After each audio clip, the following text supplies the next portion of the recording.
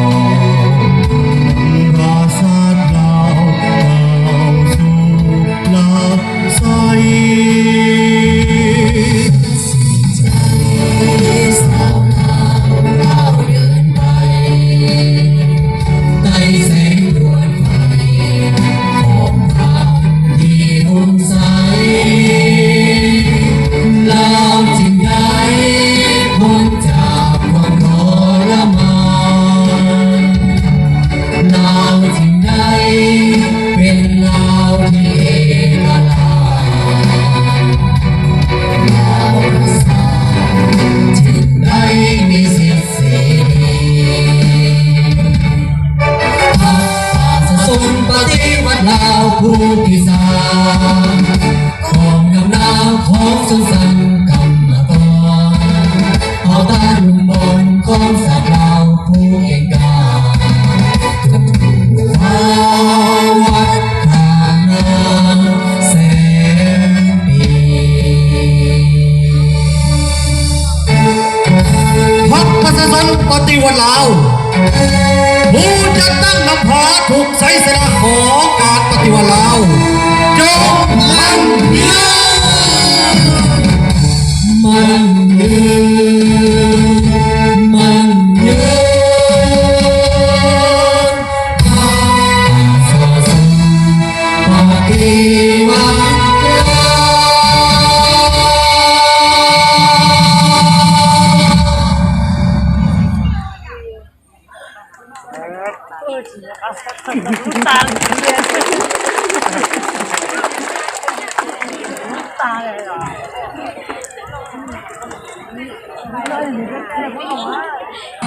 ขันวอนขอเสียงตัวมือดังๆอีกครั้งหนึ่ง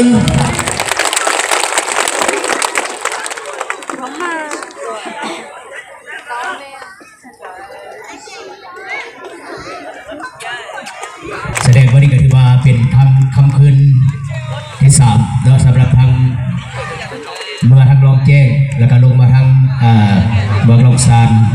และจะกลับขึ้นมาทางเมืองคงหลังจากแสดงเส้นทาง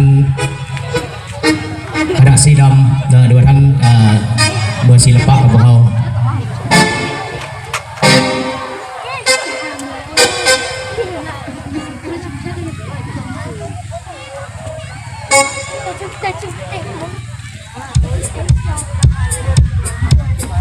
ถือว่าทั้งไฮเกียรติขึ้นมอบมีในครั้งนี้ถือว่าเฮียนเซินทั้งทานคำเพชรดวงบรรลาเลขาพักเมืองเจ้าเมืองเมืองผมเป็นเกียรติ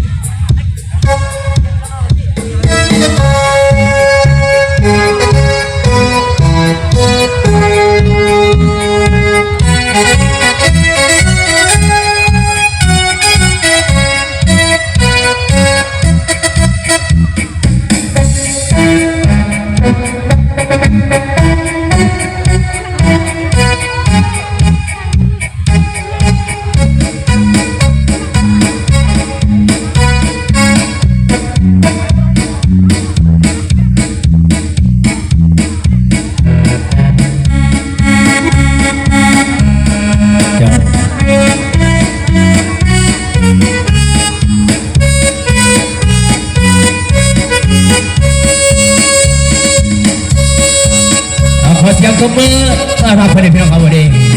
สวัสดีเนาะขอบคุณตบใจทั้ง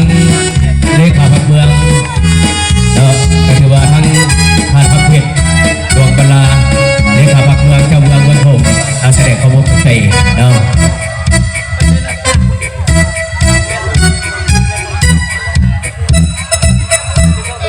อันนี้ถือว่าจากตั้งใจจริงของคนเนาะ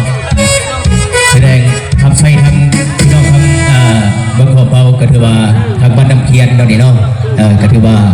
บ่มีอย่างเพิ่นก็เลย